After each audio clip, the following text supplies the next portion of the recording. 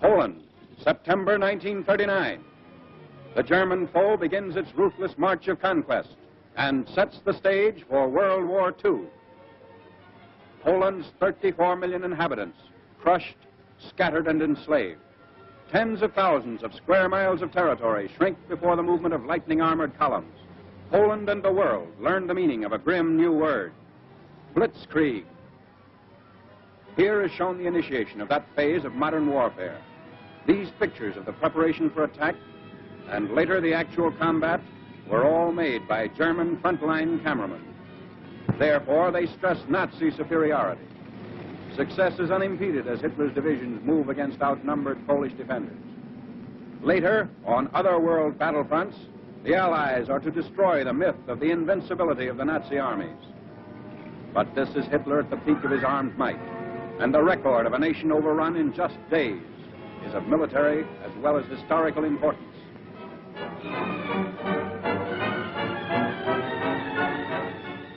The spark is set off in the free city of Danzig. Nazi secret agents had long plotted the revolt against law and order. Germany called it liberation. The world knew that Danzig represented the ignition of the European powder keg, the excuse for Hitler's hordes to begin their destructive campaign of conquest. Here is the historic last stand of Danzig's loyal defenders. They're entrenched in the city's post office and under repeated fire of Nazi-trained militiamen.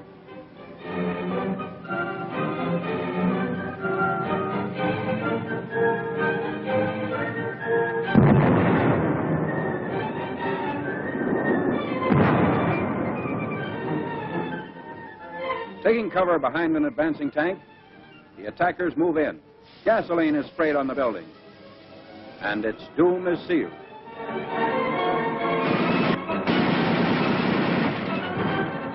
On September 1st, Danzig is incorporated into the Reich, and all Europe is aflame.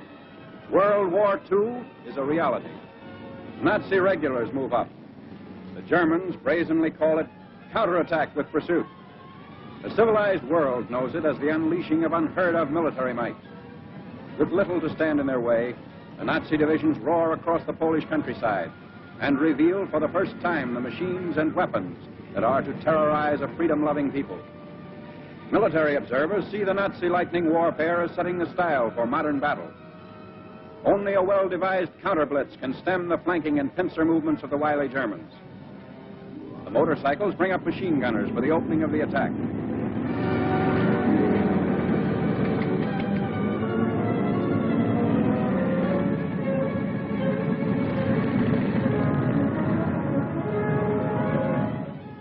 Camouflage is used to best advantage.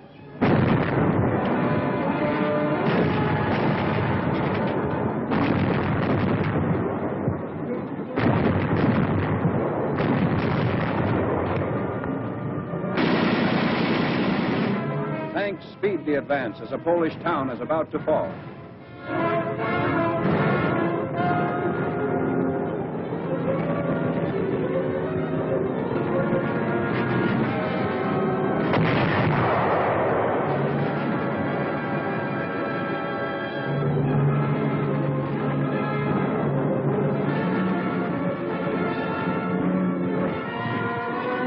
Before the day is out, the Nazis have occupied the town, which is still burning and in complete ruins.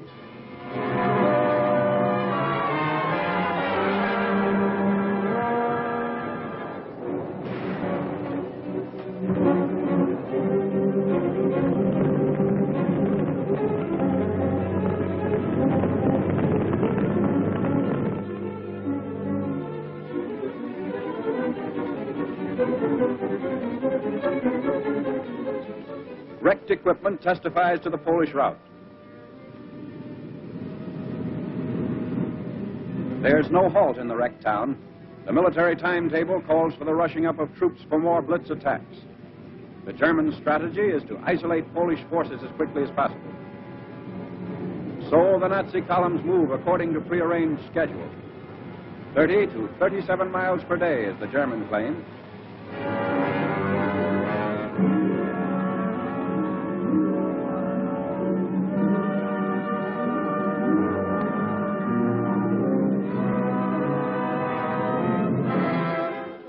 A strategic bridge across the Vistula River has been blown up by retreating Polish soldiers. But in their haste, they were unable to ensure its complete destruction. The enemy will be delayed, but temporary repair is not impossible for skilled mechanics to accomplish in fast time.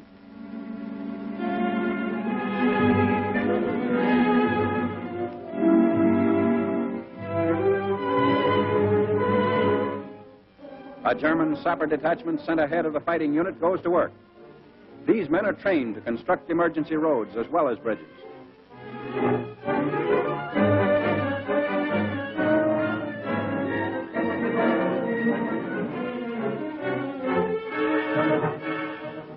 The hastily constructed span is quickly put to use by the advancing Nazis.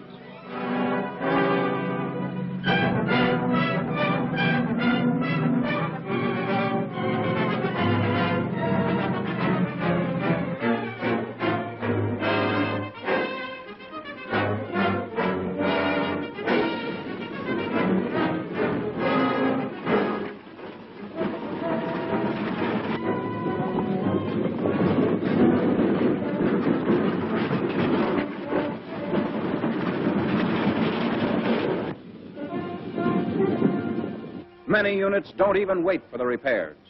When bridges are scarce, shallow waters are forded.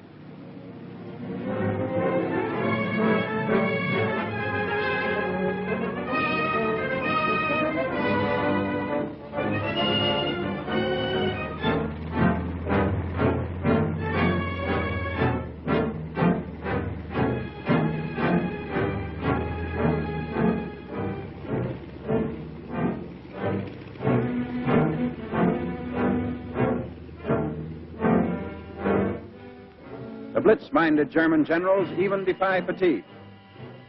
Long lines of tired troops are kept moving against the Poles. The operation is based on the principle that contact, once made, should never be lost. Naps are snatched on the move.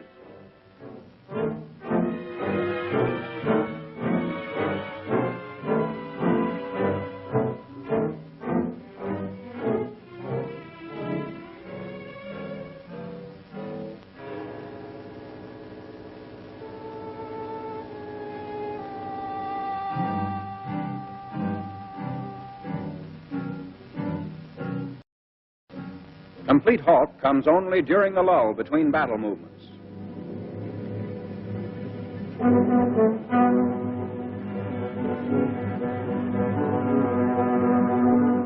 At all times, weapons are kept clean and ready for instant use. This enemy of ours has mastered every technique necessary to the maintenance of efficient fighting contingents.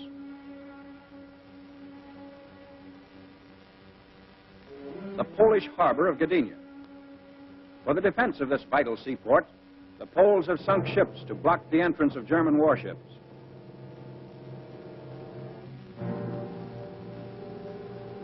The Nazis direct their fire across the harbor. Military and naval forces are cooperating to bring about complete destruction of Polish defense installations.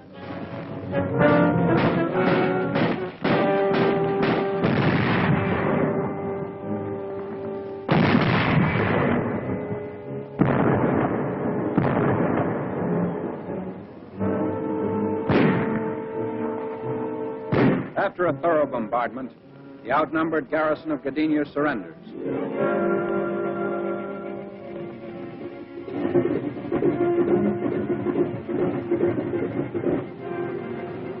The Nazi air arm plays a major role in the wanton destruction of Polish territory. The method is now a familiar one. First reconnaissance planes go aloft to secure valuable photographic data. The aerial pictures will show the movement and position of Polish troops, and also the undefended sectors that will supply easy targets for Nazi bombs.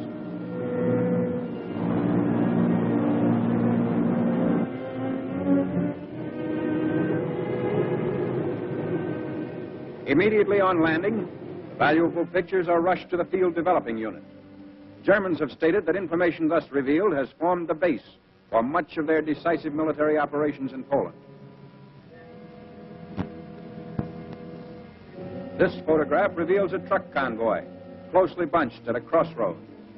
If proper distance and interval had been kept between vehicles, they would not be the target shown here.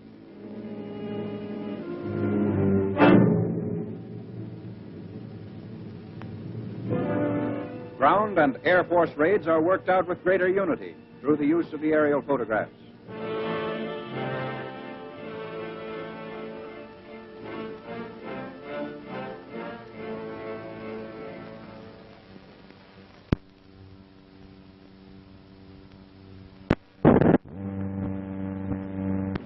Now the preparation for attack by German fighter planes and bombers. Cases of bombs are continually unpacked, ready to supply the big ships as they land and take off again.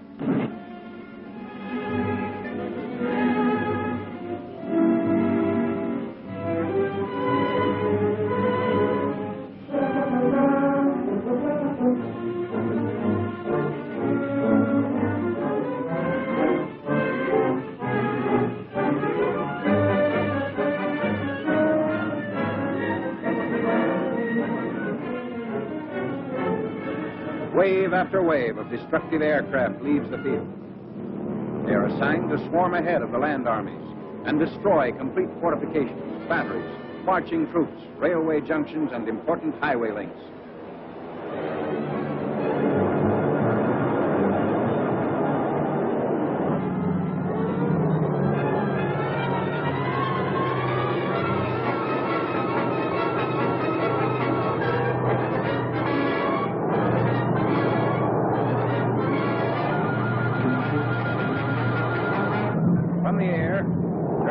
Cutting off all avenues of escape for the Poles, who are now trapped in several pockets.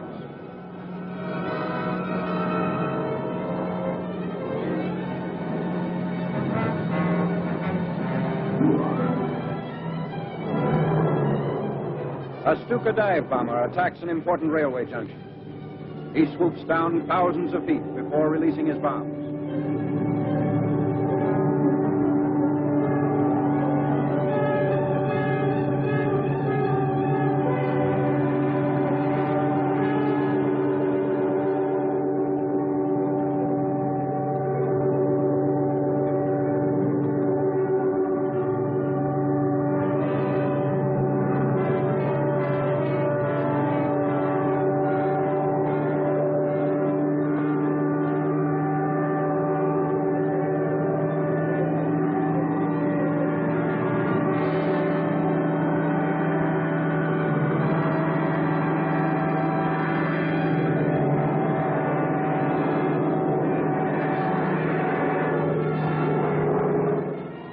His hair-raising speed is stopped as he straightens out, barely 600 feet above the target.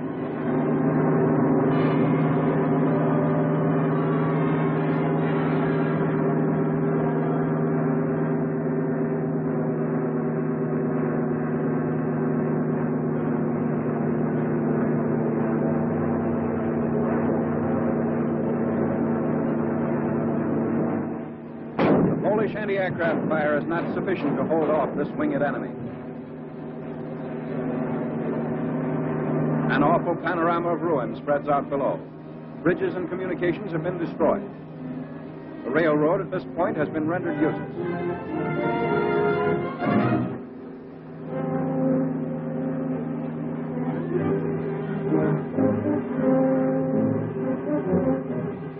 Nazi bombs also knock out the heavy armored cars which the Polish army had hoped would see effective action against the enemy.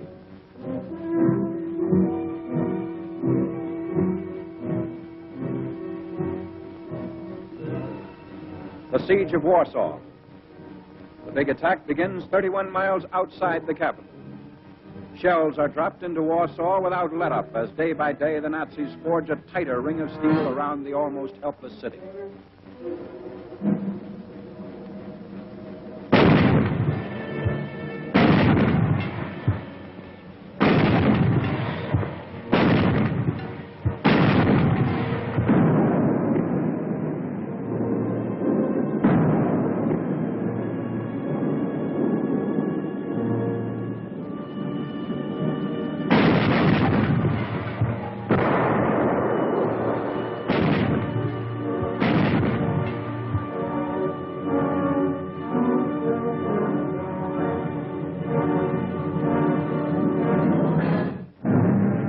Hundreds of fires in the city send up huge clouds of smoke.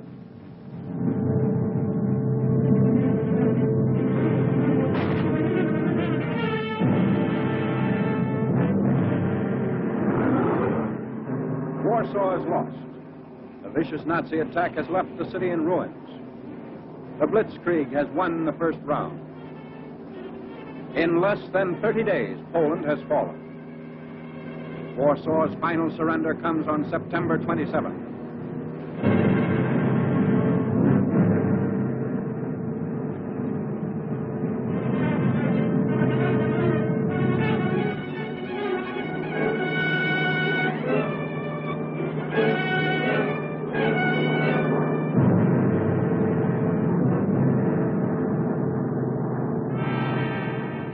Even as the last shot is fired, the first of the conquerors are already within the city's boundaries.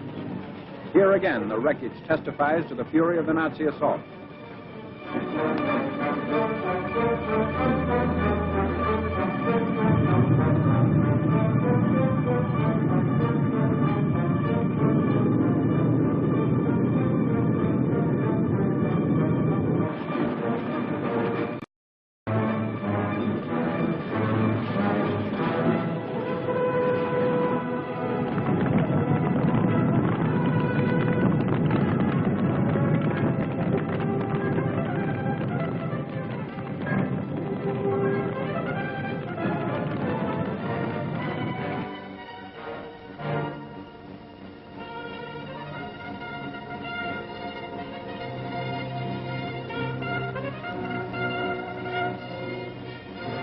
The occupation of Warsaw by the enemy is now complete.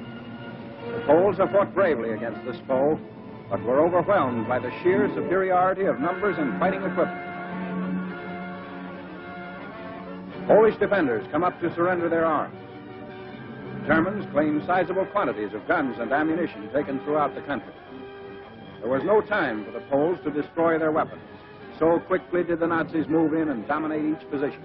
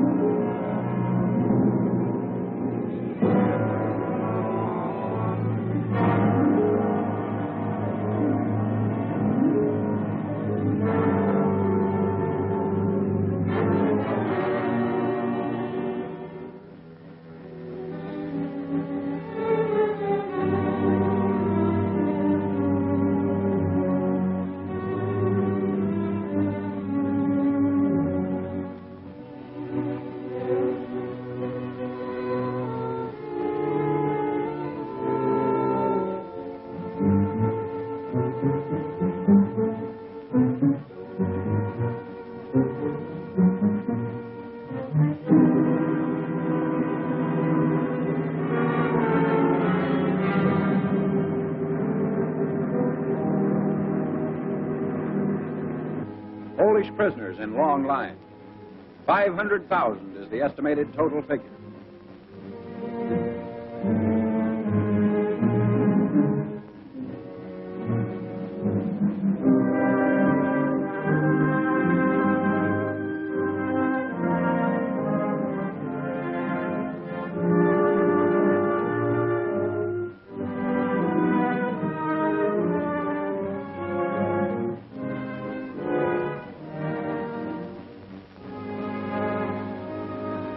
This was the challenge of conquest Hitler hurled at the universe.